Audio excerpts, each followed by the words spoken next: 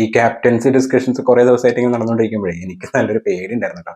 അതായത് ഇനി വല്ല ചുമ്മിങ്കിലിനെ തന്നെ തിരിച്ച് ക്യാപ്റ്റൻ ആക്കാൻ വേണ്ടിയിട്ടുള്ള എന്തെങ്കിലും പരിപാടിയാണോ എന്നുള്ളത്. കാരണം ഗംഭീറിന് സഞ്ജു സാംസൺ വേണമെന്നും പിന്നെ അതുപോലെ അജിത് അഗാർക്കർക്ക് നമ്മുടെ ശ്രേയസ് അയ്യർ വേണമെന്നും അല്ലെങ്കിൽ അങ്ങനെ ഒരു തിലക് വർമ്മ അങ്ങനെയുള്ള കുറച്ച് പേരുകളൊക്കെ കണ്ടപ്പോഴേ ഇനിയിപ്പോ ഇങ്ങനെ ഡിസ്കഷനൊക്കെ നീട്ടി വലിച്ചു കൊണ്ടുപോയിട്ട് അവസാനം പറയണ എല്ലാ ഫോർമാറ്റിലിട്ടും ഒരു ക്യാപ്റ്റൻ തന്നെ മതി, അപ്പം നമുക്ക് ശുഭ്മൻ തന്നെ ആക്കാം. ശുഭ്മൻ ക്യാപ്റ്റൻ ആവുന്നതുകൊണ്ട് വലിയ കുഴപ്പമൊന്നുമില്ല. പക്ഷേ ഓൾറെഡി ആള് ടെസ്റ്റ് ഒഡിയിലേക്ക് കളിക്കുന്നതാണ്. ഇപ്പൊ ടെസ്റ്റിൽ നമുക്കറിയാലോ കഴിഞ്ഞ മാച്ചുകൾക്കൊക്കെ എന്തായിരുന്നു സംഭവിച്ചെന്നുള്ളത്. അപ്പം ഇവൻ ഒഡിയിലാണെങ്കിലും ഒഡിയിൽ പിന്നെ നമ്മുടെ രോഹിത് ശർമ്മ അതുപോലെ വിരാട് കോഹ്ലിയൊക്കെ ഉള്ളതുകൊണ്ട് കുഴപ്പമില്ലാണ്ട് പോകുന്നുണ്ട്. പക്ഷെ അങ്ങനെ ഉള്ളതുകൊണ്ട് T20 ഗിൽ അഗെയിൻ വന്നു കഴിഞ്ഞാൽ നമ്മൾ കഴിഞ്ഞ വർഷം കണ്ടാണ് ഗില്ലൊരു ഓപ്പണിംഗ് ബാറ്റ്സ്മാനും കൂടി ആയതുകൊണ്ട് ബാക്കിയുള്ള നല്ല നല്ല ബാറ്റ്സ്മാൻമാരൊക്കെ ചിലപ്പോൾ ബെഞ്ചിൽ ഇരുത്തേണ്ടി വരും, അല്ലെങ്കിൽ ചിലവർ സ്ഥാനമൊക്കെ മാറി അങ്ങോട്ടും ഇങ്ങോട്ടും കളിക്കേണ്ടി വരും. അങ്ങനെയുള്ള ഒരുപാട് അവസ്ഥകൾ, അതായത് ടീമിന്റെ മൊത്തത്തിലുള്ളൊരു അഴിച്ചുപണി തന്നെ വരേണ്ടി വരും. അതാണ് ശരിക്കും ഗിൽ എപ്പോഴും T20 വരുന്ന സമയത്ത് സംഭവിക്കാറുള്ളത്. അപ്പോൾ അങ്ങനെയൊന്നും സംഭവിക്കാണ്ട് അവസാനം ഒരു T20 സ്ക്വാഡ് പ്രഖ്യാപിച്ചേക്കാണ്. ഇന്ത്യ വേഴ്സസ് അയർലാൻഡ്, അതുപോലെ ഇംഗ്ലണ്ട്, പിന്നെ അതുപോലെ തന്നെ നമ്മുടെ ഏഷ്യൻ ഗെയിംസ്, ഇതിന് മൂന്നിനും വേണ്ടിയിട്ടുള്ള ഒരു സ്ക്വാഡിനാണ് ഇപ്പൊ പ്രഖ്യാപിച്ചിട്ടുള്ളത്. എല്ലാത്തിലും ഡിസേർവിംഗ് ആയിട്ടുള്ള ഒരു ക്യാപ്റ്റനെ തന്നെയാണ് ഇപ്പൊ എടുത്തിരിക്കുന്നത്, നമ്മുടെ സ്വന്തം അയ്യർ, ദ ഗ്രേറ്റ് ശ്രേയസ് അയ്യർ. കാരണം അത്യാവശ്യം നല്ലൊരു ക്വാളിറ്റി പ്ലെയർ ആണ്. ഇപ്പൊ IPL ഒരു ക്യാപ്റ്റൻസി ആളുടെ നോക്കിക്കഴിഞ്ഞാലും അല്ലെങ്കിൽ ആസ് എ പ്ലെയർ നോക്കിക്കഴിഞ്ഞാലും രണ്ട് രീതിയിലും ആള് കൺസിസ്റ്റന്റ് ആയിട്ട് അത്യാവശ്യം കളിക്കാറുണ്ട്. ODI കളിക്കുന്ന സമയത്താണെങ്കിലും മുന്നേ T20 കളിച്ച സമയത്താണെങ്കിലും ആൾ അത്യാവശ്യം നല്ലൊരു പ്ലെയർ തന്നെയാണ്. അപ്പൊ അതുകൊണ്ട് തന്നെ നല്ലൊരു കമ്പാക്കാണ് ശരിക്കും ശ്രേയസ് അയ്യറിന്റെ ഉണ്ടായിട്ടുള്ളത്. കാരണം 2023 തോന്നുന്നു ലാസ്റ്റ് ആൾ T20 കളിച്ചത്. അതിനുശേഷം ഇപ്പോൾ കമ്പാക്ക് നടത്തിയിരിക്കുന്ന ഡയറക്റ്റ് ക്യാപ്റ്റൻ ആയിട്ടാണ്.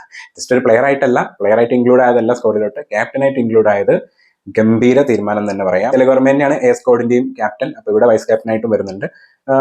തിലക് വർമ്മക്ക് അത്യാവശ്യം ഇമ്പോർട്ടൻസ് കിട്ടുന്നുണ്ട് കമ്പാരിറ്റീവ്ലി മറ്റുള്ള പ്ലെയേഴ്സിനെ വെച്ച് നോക്കുന്ന സമയത്ത്. തിലക് വർമ്മ നല്ലൊരു പ്ലെയർ ആണ്. ചില മാച്ചസിലേക്ക് ഒറ്റയ്ക്ക് കളി ജയിപ്പിക്കാൻ പറ്റുന്ന ഒരു പ്ലെയർ ആണ്. പക്ഷെ ചില മാച്ചസിൽ നല്ല രീതിയിലുള്ള അടുപ്പിച്ച് ഫെയിലിയർ ആവാറുമുണ്ട്. അപ്പോൾ അങ്ങനെയൊന്നും സംഭവിക്കാതിരിക്കട്ടെ, നല്ല രീതിയിലുള്ള ഒരു പ്ലെയർ ആയിട്ട് മാറട്ടെ ഈ ഒരു സീസണിൽ. അതുപോലെ തന്നെ നമ്മുടെ സഞ്ജു സാംസൺ, നമ്മുടെ സ്വന്തം മലയാളികളുടെ സ്വന്തം സഞ്ജു സാംസണും ടീമിൽ ഇടം പിടിച്ചിട്ടുണ്ട്. അതും ഫസ്റ്റ് വിക്കറ്റ് കീപ്പർ ഓപ്ഷൻ തന്നെയാണ് വെച്ചിട്ടുള്ളത്. ഇഷാൻ കിഷനും കൂടെ തന്നെ ഉണ്ട് കട്ടക്ക്. അപ്പൊ അതുകൊണ്ട് തന്നെ സഞ്ജു സാംസൺ ഫുള്ളി സെക്യൂർഡ് അല്ല, എന്നാലും ടീമിലുണ്ട് എന്ന് വേണമെങ്കിൽ പറയാൻ. അതുപോലെ തന്നെ നമ്മുടെ wonder kid, IPL wonder kid ആയിട്ടുള്ള സൂര്യവംശിയും ഇപ്രാവശ്യം ടീമിലോട്ട് വന്നിട്ടുണ്ട്. 3 ടീമിലും എനിക്ക് തോന്നുന്നു സൂര്യവംശിയും ഉണ്ട്. ആൾ IPL എന്താണോ മാജിക് കാണിച്ചിട്ടുള്ളത് അതേ മാജിക് തന്നെ ഇവിടെയും തുടരാൻ പറ്റട്ടെ എന്ന് ആഗ്രഹിക്കുകയാണ്. ബോളിങ്ങിലാണെങ്കിലും അത്യാവശ്യം നല്ല ആൾക്കാരൊക്കെ എടുത്തിട്ടുണ്ട്. അതിൽ എനിക്ക് ചെറിയൊരു മിസ്സിംഗ് ആയിട്ട് ഫീൽ ചെയ്തത് നമ്മുടെ ഭുവനേശ്വർ കുമാറാണ്. നമുക്കറിയാലോ എല്ലാ പ്ലേയേഴ്സിനെയും ഉൾക്കൊള്ളിച്ചുകൊണ്ട് ഒരു 60 പേരടങ്ങുന്ന ടീമൊന്നും എന്തായാലും ഉണ്ടാക്കാൻ പറ്റൂല. കുറെ ആൾക്കാർ ഡിസേർവിംഗ് ആയിട്ടുള്ളവരുണ്ട്. അപ്പോൾ എല്ലാവരെയും കൂട്ടാതെ പറ്റുന്നവരൊക്കെ കൂട്ടിക്കൊണ്ടാണ് ആ ഒരു ടീം ആക്കിയിട്ടുള്ളത്. എന്തായാലും ഇപ്പൊ കാണുന്ന ഒരു ടീം ഒറ്റനോട്ടത്തിൽ കാണുമ്പോൾ നല്ലൊരു ടീമാണ്. നിതീഷ് കുമാർ റെഡ്ഡിയും അത്യാവശ്യം നല്ലൊരു പെർഫോമൻസ് ഇപ്പം കാഴ്ചവെക്കുന്നുണ്ട്. ഈവൻ ബോളിങ്ങിലാണെങ്കിലും ബാറ്റിങ്ങിലാണെങ്കിലും കണ്ടിടത്തോളം നല്ലൊരു പിടിലൻ T20 ടീമാണ്. പുതിയൊരു ക്യാപ്റ്റന് നല്ല ചലഞ്ച് ഉണ്ട് ശ്രേയസ് അയ്യർക്ക്. കാരണം സൂര്യകുമാർ യാദവ് എന്താ പറയാ, ഒരു കിഡിലൻ ക്യാപ്റ്റൻ ആയിരുന്നു. 52 ഇന്നിങ്സിൽ 42 വിജയം കൈവരിച്ചിട്ടുള്ള ഒരു ക്യാപ്റ്റൻ, എല്ലാ സീരീസും ജയിച്ചിട്ടുള്ള ഒരു ക്യാപ്റ്റൻ, T20 എല്ലാ സീരീസും ജയിച്ചിട്ടുള്ള ക്യാപ്റ്റൻ, വേൾഡ് കപ്പ് വരെ എടുത്തിട്ടുള്ള ക്യാപ്റ്റൻ. അപ്പൊ അതുകൊണ്ട് തന്നെ ആ ഒരു ചലഞ്ചിനെ ശ്രേയസ് അയ്യർ മറികടന്നാൽ പൊളിയായിരിക്കും. അതുപോലെ നമ്മുടെ ഏഷ്യൻ ഗെയിംസിന്റെ ടീമിൽ മാത്രമേ എനിക്ക് തോന്നുന്നു ജസ്പ്രീത് ബുംറ ഉള്ളൂ, ബാക്കി രണ്ടിലും ഇല്ല. മുഹമ്മദ് സിറാജ് അതുപോലെ നമ്മുടെ ഹർഷ്ദീപ് സിംഗ് ഒക്കെ ടീമിൽ വന്നിട്ടുണ്ട്. ഹർഷ്ദീപ് സിംഗിന്റെ കഴിഞ്ഞ IPL പെർഫോമൻസ് അത്ര ഭയങ്കരം പറയാൻ പറ്റില്ല.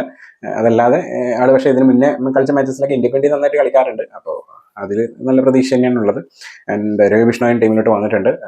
അപ്പം എന്തായാലും പുതിയൊരു ടീം, പുതിയൊരു വൈബ്, പുതിയ കാര്യങ്ങളൊക്കെ വെച്ച് ഇനിയുള്ള മാച്ചസ് ഒക്കെ തുടക്കത്തിലേ തന്നെ അടിച്ചു കയറി വരട്ടെ. നിങ്ങൾക്ക് എന്താണ് ഈ ഒരു സ്ക്വാഡ് കണ്ട സമയത്ത് എന്താണ് നിങ്ങൾക്ക് ഫീൽ ചെയ്തത്? ആരൊക്കെയാണ് നിങ്ങൾ മിസ് ചെയ്യുന്നത്?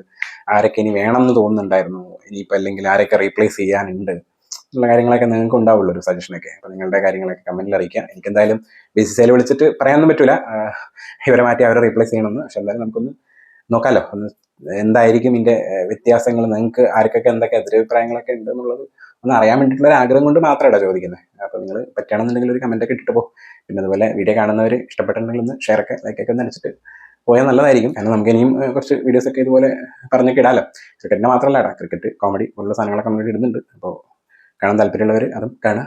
ഇഷ്ടപ്പെട്ടിട്ടുണ്ടെങ്കിൽ ഷെയർ ചെയ്യുക. പിന്നെ ഇഷ്ടപ്പെട്ടിട്ടുണ്ടെങ്കിൽ കമന്റ് ഇടുക. അതുപോലെ തന്നെ ഇഷ്ടപ്പെട്ടില്ലെങ്കിൽ എന്തുകൊണ്ട് ഇഷ്ടപ്പെട്ടില്ല എന്ന് പറഞ്ഞിട്ട് കമന്റ് ഇടാൻ വേണ്ടി വിട്ടുപോകരുത് കേട്ടോ. അത്രേ ഉള്ളൂ. Bye bye.